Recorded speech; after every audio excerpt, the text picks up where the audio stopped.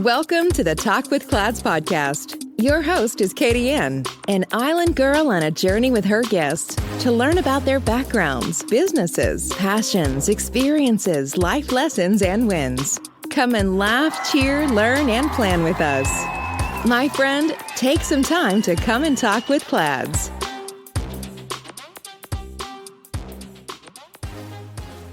Hello, world. Welcome to Talk with Clads. My name is Katyayani, and I will be your host for today. We have a special guest. We are thrilled to introduce our podcast guest, Dr. Singh. She holds a PhD in political science from Jagran Lake City University, where she also serves as an assistant professor. Dr. Singh plays a crucial role in the research committee of the Center for Global Nonkilling. Her scholarly contributions in the field of nonkilling are noteworthy, with numerous papers to her name. One of her most significant papers is a Global Nonkilling Index as a critical measure of human development and progress. This was published in the International Journal on World Peace. Additionally, she's the author of the book, The Nonkilling Paradigm for World Peace and Enlightenment. We are excited to delve into her profound insights on today's episode. Dr. Singh, welcome to Talk with Clads. Can you share a brief overview of your academic and professional background leading up to your current role as an assistant professor at Jagran Lake City University? Okay, thank you for the beautiful introduction, Kadya. So, my name is Dr. Katyayani Singh, and I completed my post-graduation in political science. After that, I decided to enter into the profession of teaching. And for that, I started preparing for the exams which are conducted herein to recruit the assistant professors. That is called NET exam, that is the National Eligibility Test. Simultaneously, I had also applied for PhD in my hometown university and also at some other universities. I got call from two, and Jagran being my hometown, I decided to opt for that. And within a year after applying for the PhD, I also qualified for the NET exam. And after that, then I applied for the position of teaching at Jagran University.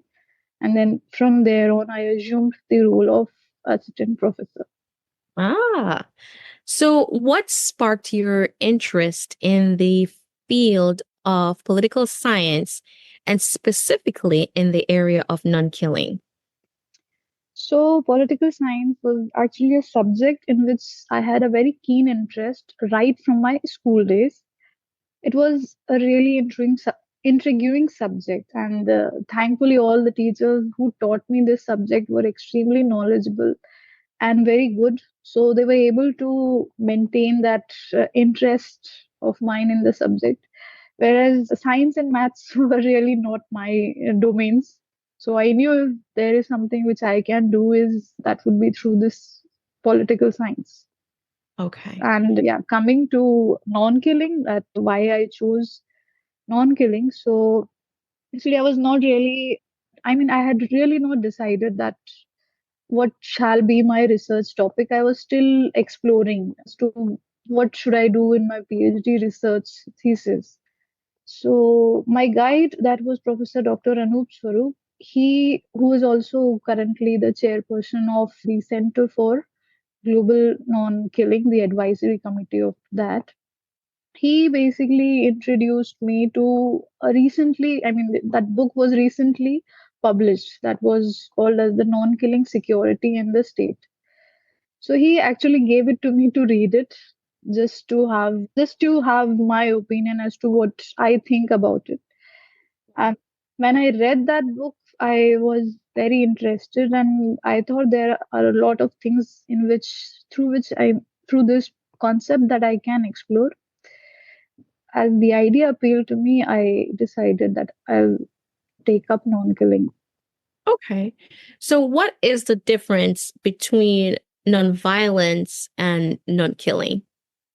Okay, non-violence basically means that you are not just physically, I mean, you do not just abstain from physically hurting someone, but even you do not develop any kind of wrong or evil thoughts against someone. So you should not be thinking bad about anyone.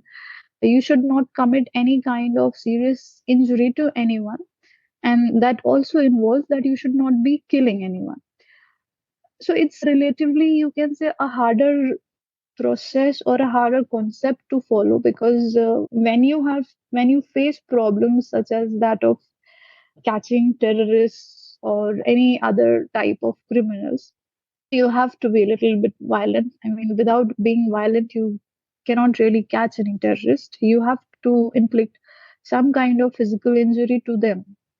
So, on the other hand, non killing means that you abstain yourself from killing the other human being also, as well Mm. as yourself.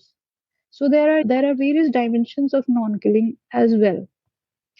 So, non killing is more specific, I would say. It's more of a measurable goal. Non violence is, we say that non violence is not a measurable goal, and non killing being more specific, it is a measurable goal, and that is the major difference between non-violence and non-killing. Okay. So, how is the concept of non-killing applicable in today's society? Okay, so well, as you see, the current society, there are a lot many problems. Whether you talk about homicide problems, whether you see the wars with Ukraine, Russia, or the Israel Palestine, these are all war related problems which we see in the news. So we think that, okay, this is a major problem. But there are also a lot of instances the world is plagued by the problems of homicide and suicide. A lot many of us do not know that most of the deaths or most of the reasons that why people are getting killed is not just the homicide reasons, but the suicide factor is a very, I would say, it's a highly contributing factor. If you see the world suicide rate, it is comparatively much higher than the deaths that are coming because of homicides or even by means of wars. So there are a lot many problems which we are facing. I mean, it's not just international problem. It's a local problem as well. It is a personal problem as well as a problem of the state. Okay. So, can you discuss the mission and goals of the Center for Global Non-Killing and your role within the research committee? Okay, so well, talking about the mission of the Center for Global Non-Killing, the primary mission is to promote a change towards a measurable goal of of a killing-free world by means which are open to infinite human creativity. That is to say that we feel that humans have immense potential, creative potential, by which they can change the world without being aggressive to the extent that they actually have to kill. So, in a nutshell, you can say that we are going for killing free society. That is our mission. The goals, if you talk about the goals, is how the mission is to be realized is there are different goals which are being highlighted by the CGNK, and one of them, which I am also connected with, is basically to foster the connections and collaboration between non-killing knowledge, education, and problem-solving efforts that are led by global leaders and communities.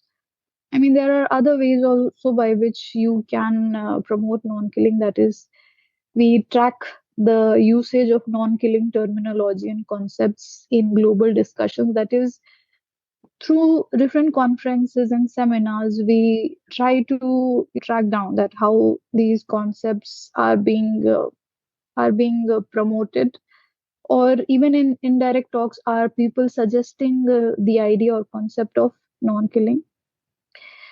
Also, we try to introduce non-killing resource and initiatives into areas that are marked by violence, to mitigate or to halt the killings. Over there, if you talk about my goal as to how I contributing, so basically I'm trying to build the non-killing knowledge by doing research in the domain of political science. You see, as political science is concerned with power, politics, and states, as well as human behavior, we see that there is a close connection between political philosophy and non-killing or killing. As Okay. political scientists, we have that potential to see that how power can be wielded by the state without creating an environment in which human life comes at stake. So, how do you approach the process of conducting research on non-killing and pretty much just promoting nonviolent solutions? Okay, so my approach is basically to go for empirical data because, as I said, non killing is a measurable goal. So we focus on non killing data that are being collected widely by international agencies through different parameters, through different indexes. They all have some or the other kind of data, which all countries also keep it with themselves. So the first approach is to have this non-killing, to have this empirical data with us, and then with the help of this empirical data, we develop theories relating to non-killing. Mm, that's interesting. Very, very interesting. So, what are some key findings or insights from your paper, like a global non-killing index as a critical measure of human development and progress? What were some of the key insights?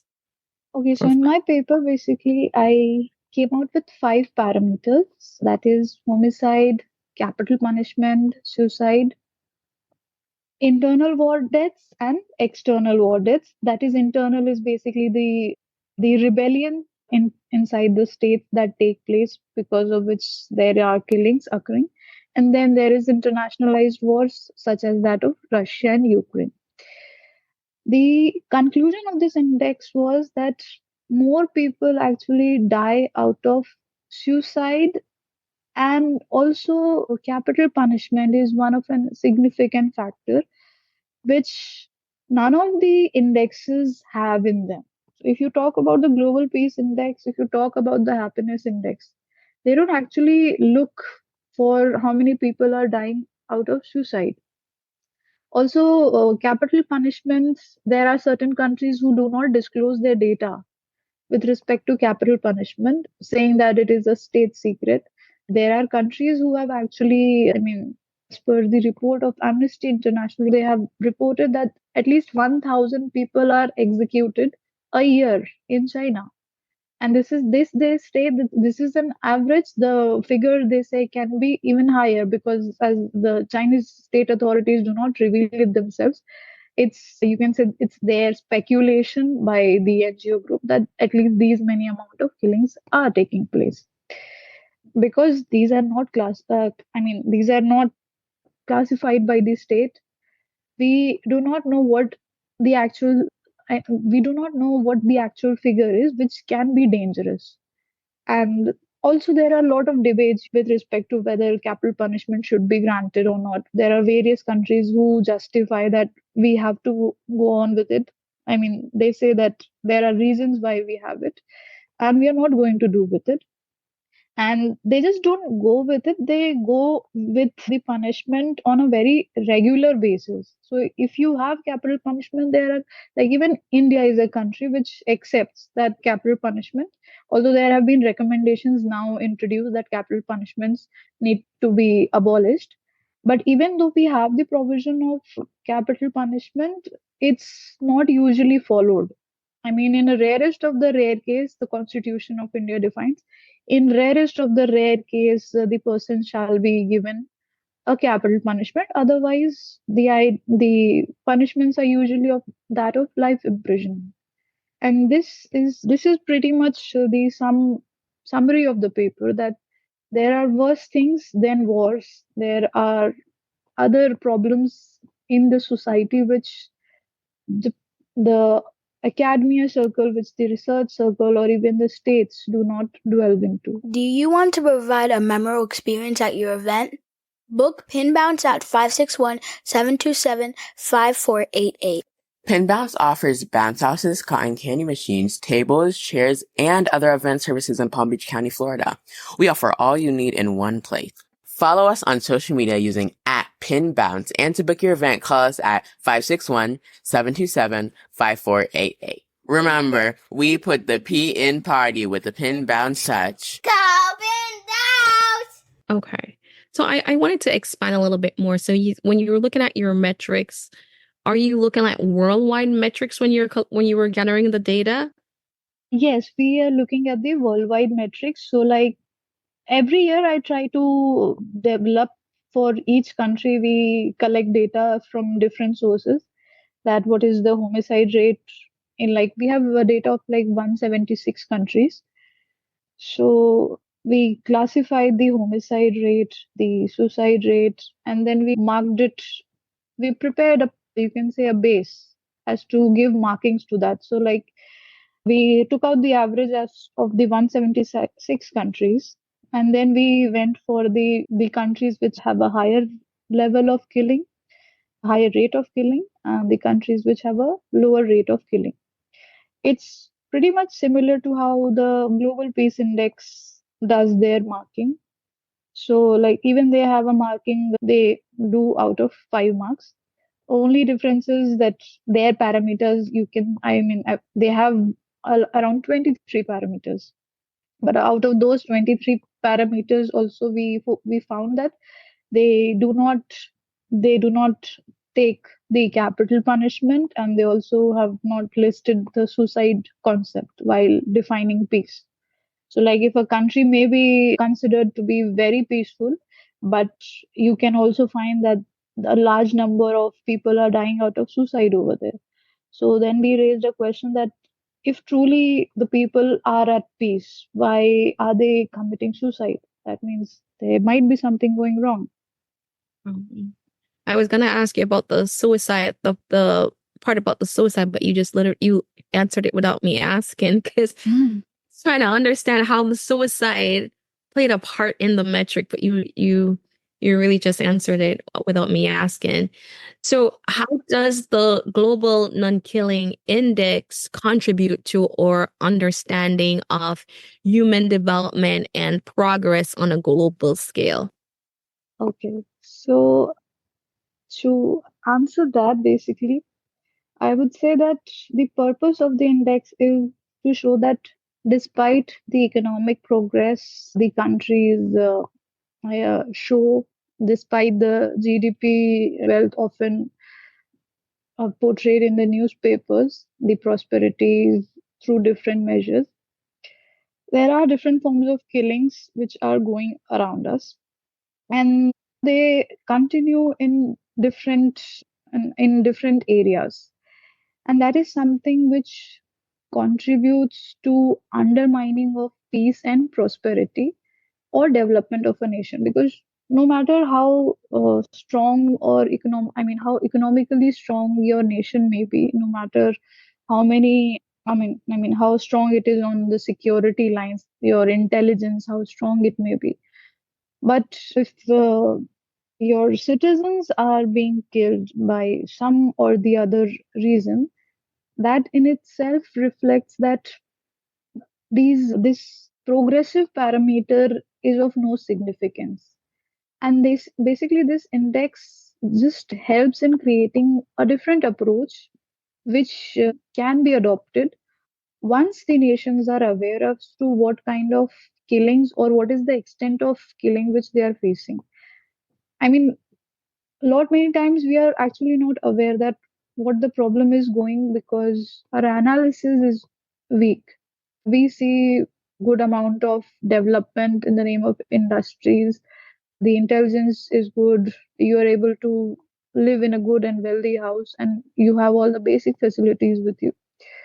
We feel that it's all well settled, but then a large number of people also, maybe they may be dying because not because of lack of facilities, but maybe because of depression, maybe because of some kind of conflicts which they are unable to find an alternative way. Sometimes people just really feel that that's the way how you resolve a conflict, just get into a fight, and whatever is the result, whosoever is more powerful, they shall prevail. So sometimes that civilizational mindset is also not there. You have the resources, but still you are fighting. Okay. So, Dr. Singh, in what ways can the non-killing paradigm contribute to achieving world peace and enlightenment? Okay, so non-killing paradigm, you see, is like the stepping stone or the foundation stone towards peace and development, or and then later and enlightenment. Till the time we do not learn that we should abstain from killing, till that time, peace will remain a utopian goal. You see, there are a lot of peace theories. I mean, peace is a concept over which scholars have dwelt upon since centuries. And yet, we see that in the name of peace, there were wars taking place. So, I mean, wars were taking place in the name of peace.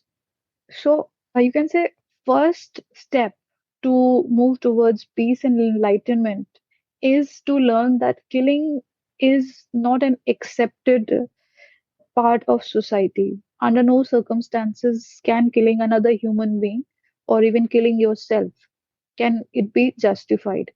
You have to abstain from that under all circumstances. Once that is achieved, I would say that half your journey towards peace or enlightenment is already done. That's you can say that this stepping stone. We're not saying that peace altogether a different thing, but you have to start with something. You have to start with non-killing, and then gradually only you can have peace. Okay. So, how do you engage with students and the academic community to raise awareness about the non-killing paradigm? Okay, so we obviously go in for research and conferences. Recently, like last year, we also had 1 month certificate course with a with a university at Philippines, wherein I had a academic. I mean, there were 5 lectures, I suppose, that were scheduled with them. So wherein I acquainted them about the ideology of non-killing, and a lot of them were excited about that. Right now we are at, you can say, right now we are at a very initial stage of propagating the ideas. So we are still connecting with the students. We are still trying to put up the ideas through research conferences and seminars to promote the idea. Okay. So, what challenges have you encountered in advocating for non-killing and promoting peaceful solutions, especially in conflict-prone like air regions? Okay, so I would just say there are two main factors when you're speaking about conflict prone regions, promoting non killing in conflict prone regions. One is historical traumas, second is the civilizational fault lines. By historical traumas, I mean sometimes some kind of traumas the community people go through in the past. I mean, some kind of event may have taken in the place in the past in which they may have been brutally suppressed. Now, this suppression continues on for generations, and even after generations, people are not able to come out from this feeling that they have been suppressed by a particular community or by the state. As a result, there is a lot of resentment amongst the people. It's very difficult to convince them that they should be peaceful towards the other side, because what they have faced is something very personal to them. It's not something which we can connect. It's to them, we look as outsiders who are just preaching a utopian idea. So, one thing is that. Second, as I said, there are certain civilizational fault lines, that is, there are a lot of differences in the values of certain civilizations which may be highly incompatible with each other. And when such civilizations, they start coming and living together, their conflict, their values often collide with each other, and s- and not just on one, you can say, on not just one point, they may be colliding on each and every point, that their values may be clashing with each other. So again, to resolve that kind of problem wherein the whole value system is opposite to each other is pretty much challenging. So I would just cite some examples, like there was a phase in Indonesia wherein they faced mass killings, and the mass killings were actually perpetuated on them by the state itself. They had this problem of communism philosophy getting extremely popular. And then there was a right wing which said that communism can get dangerous. So, in order to suppress communism getting popularity, the military over there somehow took control over the state, and then they committed violence on them since decades. And even after the country had come out of the trauma, there was nothing done to address the grievances of the people. Yeah, so it's, I mean, the people, I mean, the state even didn't feel sorry for that. There was certain governments which said that, okay, they feel sorry, but then some other part of the government who did not agree with these leaders, they dethroned them and they said that we don't feel sorry. So when these kind of things takes place, it becomes very difficult to convince the people that non-killing or non-violence is the solution, because they see that the other side is continuously committing violence on them and nobody's speaking for them, and then they are being asked to use non-violence. Oh, I would see how that would be difficult. Very, very difficult. So then how do you see the role of education and academia advancing the non-killing concept or movement? Well, I think the non-killing academia has already done a lot of academic work, research work. Their presence, however, has yet not been recognized by the academic committee at large.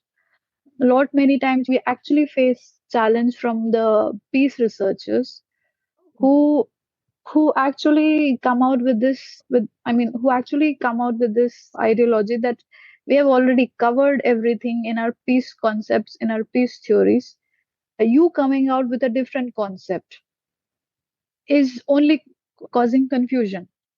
So the academic committee, I guess, needs to get a little more active, and especially I feel we have not been able to come inside the curriculum.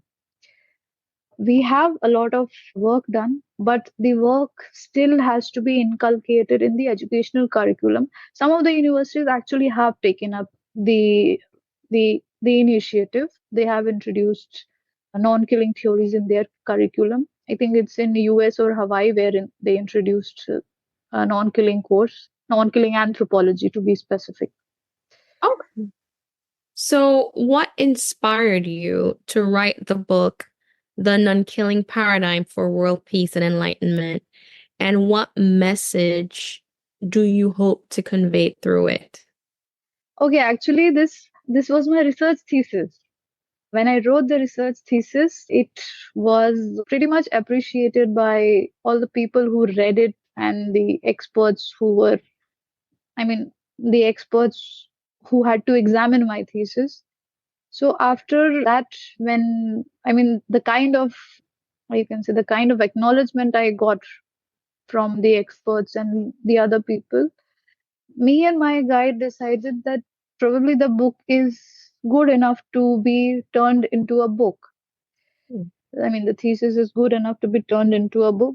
So then we started looking for publishers, and thankfully, when we approached Springer, they said, yeah, they agreed with publishing the book. So you turned your thesis into a book. Oh, that's actually Yeah. that's very, very good.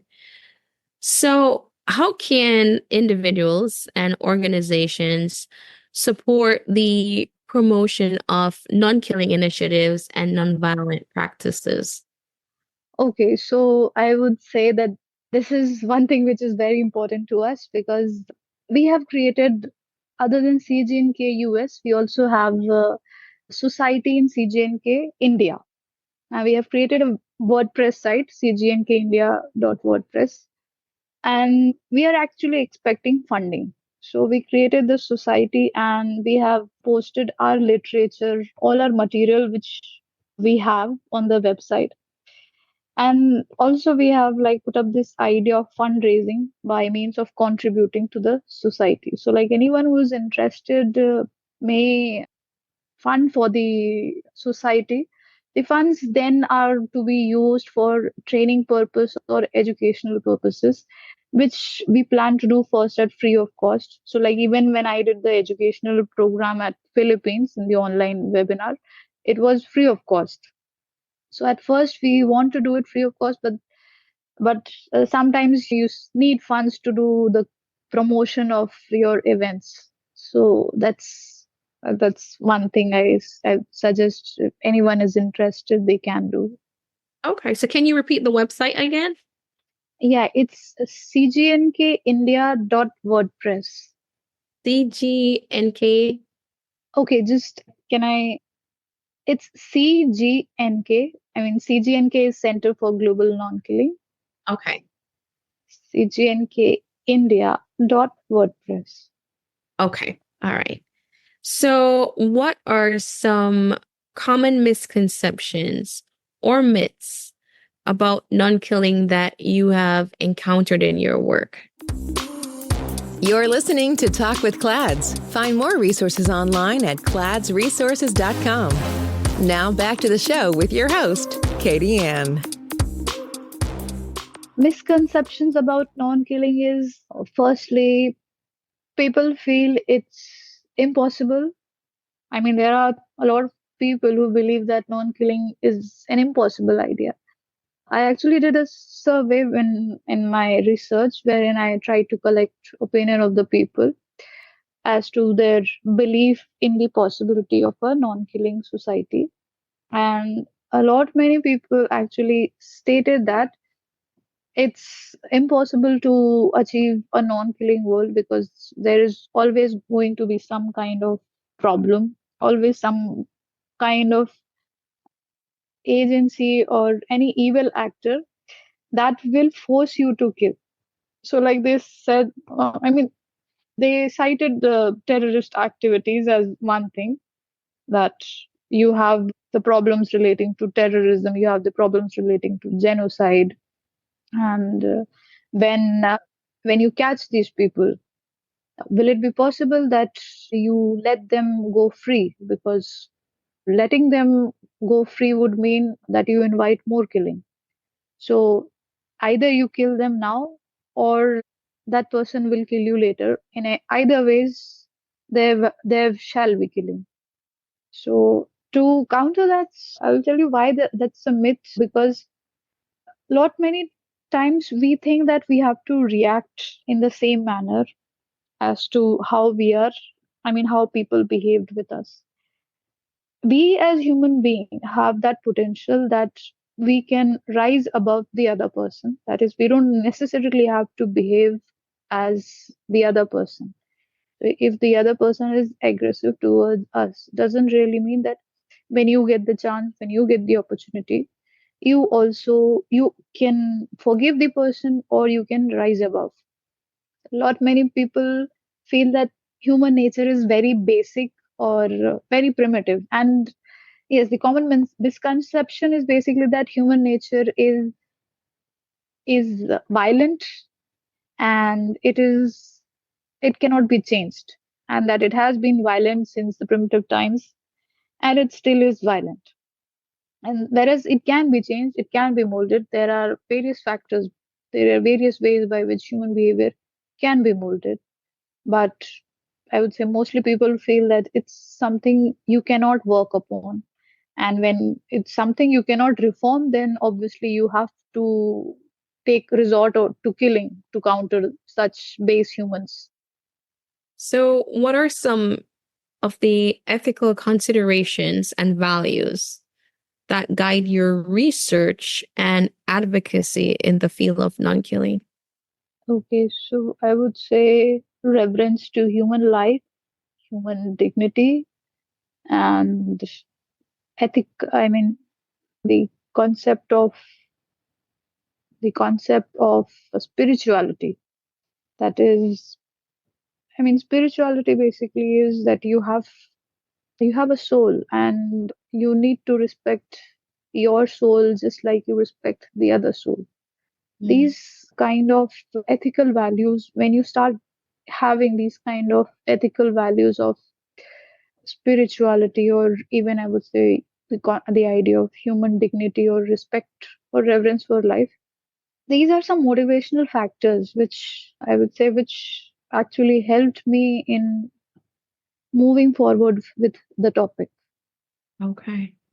So, can you share any success stories or positive outcomes from your efforts to promote the non-killing, the concept of non-killing? Well, success story, I mean, as in we have not used it in the field, but we can cite some of the people who actually relied on these methods. One one person is Martin Luther King Jr., who was a non-violent follower, and you see when he was fighting for the civil rights, he primarily relied on the methodology of non-violence. There were instances wherein his people were attacked in a violent manner, and sometimes they were bombed and even killed. Even in such a scenario, he never resorted to turning aggressive against the oppressors. He still pursued his program of gaining equality by means of non-violence. So he is one of the most successful person. Then you have, okay, so I'll just acquaint you with one more leader. This leader, his name was Cândido Rondon. He was from Brazil. Now, he actually was wanting to develop telegraph lines, and those lines had to be crossed through some native tribes of Brazil. They were called as the Chavante Indians. The local tribes, they had adverse, I mean, there was adversity between the government and the tribes, because the tribes, they felt that the government has been oppressive to them. So you can say a compromise was needed because they wanted to talk. So Candida Rondon had a motto, that is, die if necessary, but never kill. So he sent the first group of people to have a talk with these tribes. At first, these people listened. At first, people listened to him, but they actually poisoned all the officials who came to talk to them. And later, when the bodies of these officials were found, it was not that these tribe was hunted down. Rather, Candida Rondon sent another convoy. And the second time, when the people came to talk to them, they finally reached to a compromise situation. So you say, I think what happened was there initially they were distrustful of them. They suspected them, and they were not ready to believe at first. And the point is also right that once a person faces a lot much of oppression, and then suddenly you come and say that you want to shake hands with you and have friendship, it's not something which people easily accept. So when after this incident also they stated that they still want to have friendly terms. So this time they finally agreed that okay, that probably the things have changed. So So how this was one of those. Yeah. so that was one success story. That's a tough one. After they poisoned them, they went back. So really, that's really that's just, I don't know if, and how long ago did that happen?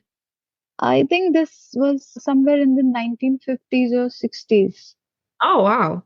Wow. Wow. It'd be interesting to see if that would work today. Ah, yeah. So how do you stay informed about current developments and research in the field of non-killing? Okay, well, for that, actually, we have our network of Center for Global Non-Killing, which is, I mean, the head, which is basically headed by Dr. Jean Evans Pim. He holds all the material in a centralized place. So whenever there is any research development, whenever there is any conference relating to non-killing, it all is posted on the website. So whenever like we gradually go through the websites, also there are non-killing letters which are released. So you simply have to basically go to the website and sign up over there. So they release monthly newsletters also. Whenever any achievements come, they mail you. When once you have subscribed to the newsletters, you receive all the mails as to what all developments have taken place, whether it is in non-killing arts, literature, science, political science, mathematics, anything. Okay. So what collaborations or partnerships have been instrumental in advancing the cause of non-killing? I heard you say like for students you did a course in the Philippines. So what are some Yeah. other? Yeah, so this was one collaboration. Then there is an organization, AUAP, Association of Universities of Asia Pacific. The CGNK has also collaborated with this organization, so to promote the idea of non-killing. The the Philippines University also signed a memorandum with the AUP, and that's how they started this course on non-killing. I think the collaboration is initially when Jagran University was entering into this non-killing research domain. But yeah, so like it was signed during the period when Dr. Anup, who's the chairperson of the advisory board. So as he was heading the CGNK, and also he was the vice chancellor of the university. So we had introduced a non-killing department, a non-killing center at the university also. So these are some of the, I would say, these are some of the initiatives taken for collaboration. Oh, wow. So what are some future trends or that you foresee in the non-killing movement? The future trends, I would say, artificial intelligence is, I would say, one of the things that should be the future for non-killing, because with the immense potential that artificial intelligence provides, a lot of it we can a lot of problems can be, solved by using this artificial intelligence. So we can basically take into account that how and what kind of impact will this artificial intelligence have on developing a killing free society, because its potential is vast.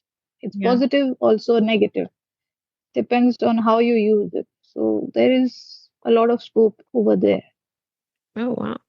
I agree with you. Our artificial intelligence is developing so much. It's just how we integrate it into what we do. So, talking about integration, how can the non-killing paradigm be integrated into policymaking and governance at local, national, and international levels? One of the suggestions that have been made is to have peace department or a non-killing department. In Canada, there is also a bill which is being in discussion, that is a department of peace. And there are countries like Costa Rica, Nepal, which have introduced either Department of Peace or Department of Happiness. You see, once they have this Department of Peace, they have actually enlisted what all policies this particular department shall be concerned with. So they have come out with, the only thing is it has not been passed in Canada, but the points over here is that you can have non-killing education in your course curriculum. You can train your officers, so whosoever like is involved in the field operation, they don't have the training to deal in a non-violent or non-killing manner, but so that is why they rely on forceful or coercive measures to deal with the problems. So they can be trained in a manner by which they can even apprehend the criminals and at the same time not kill them. So there are non-killing trainings techniques which can be provided before sending the police force or the security force into the field. So that's how policy making will be helpful. Okay. So, what advice would you give to individuals who are interested in getting involved in the non-killing movement? Okay, so as I suggested, firstly you will have to read a lot about firstly you'll have to read and understand what non-killing is, and that's pretty easily accessible on the website of the Center for Global Non-Killing. We have a whole lot of literature that is freely accessible over there. You can download all the books from there. And I would say that the first basic book that one who is interested in the ideology of non-killing the, is the Non-Killing Global Political Science, that is written by Dr. Glenn D. Page. Now, actually, Dr. Glenn D. Page was the founding person of the whole ideology of non-killing. So he, in a very simple or and easy terms, has defined what non-killing is. It's and I mean it's the base book. Once you understand what non-killing is, then you can develop your own areas as well. And that, as I said, that book is easily accessible. You go onto the site of CGNK, start with the non-killing book, the book of non-killing global political science, and then after that there are different branches. Like supposedly, if you are student of science, then we also have a book of non-killing mathematics. In fact, we also have a book relating to non-killing music that is called musicking. Oh, wow. So yeah, so like there are people who have also researched into to this area, that how music can help in creating a killing-free society. So its branches are vast, whether it is science, whether it is maths, whether it is political science, whether it is anthropology, whether it is literature or music you are interested in. You can use any branch and still enter into the domain of non-killing. So, what are your hopes and aspirations for the future of non-killing and its impact on global peace and enlightenment? Well, my hope is that it is a goal which can be achieved, but I know that it would be a time-taking process, because you see, all good things take time. Yes. We need to be patient, but at the same time, we also need to be dedicated and sincere towards the cause. Once we are able to wholeheartedly dedicate towards the cause, I think it's pretty much an achievable goal. It's not something which is extremely utopian. It's I mean it's something which we can achieve in near future. You don't have to really wait for centuries for non-killing society to be formed. The only thing is realization, awareness. Once that is there, I hope we will have such a society. Mhm. Yeah. And as you said, it takes time, but we can definitely get there as a society. Yeah. Well, we've come to the end of the podcast. I mean, I learned a lot listening to you, and I hope my listeners will learn a lot listening to you about the concept of non-killing and the difference between nonviolence and non-killing. So, Dr. Singh, thank you so much for coming on and educating us a lot about the non-killing paradigm. And it was a pleasure having you on, and we'd love to have you on again. So thank you so much for taking some time to talk with CLADS. Thank you, Kadia. It was a pleasure meeting you and listening to you. I really enjoyed your show. All right. Thank you. CLADS Resources and Consulting values its customers. Our planner Footsteps to My Vision is a 13-month planner that can be used for 5 years. It walks you through SMART goals, SWOT analysis, action planning, and holds you accountable through 3 monthly check-ins. We work only with top-quality materials, innovative designs, and verified suppliers, which are guaranteed to deliver to our high expectations, because when it comes to our customer satisfaction, there's no room for compromise. Made with high-quality PU leather and paper planner helps you focus on achieving your goals by giving you a sense of personal and professional satisfaction. Some of the amazing features of this product: Vision Board Planner, luxury pen, 8GB USB flash drive, wireless mouse, ultra-elegant packaging box, available in 5 stunning colors: black, red, gold, pink, navy blue. Material: PU leather. 13-month planner. Elastic band for easy handling. Our Footsteps to My Vision is available at Amazon, Facebook, Instagram, our website, and at Walmart. You may also follow us at www.cladsresources.com, Instagram, CLADS Resources, Facebook, www.facebook.com/CLADS Resources/.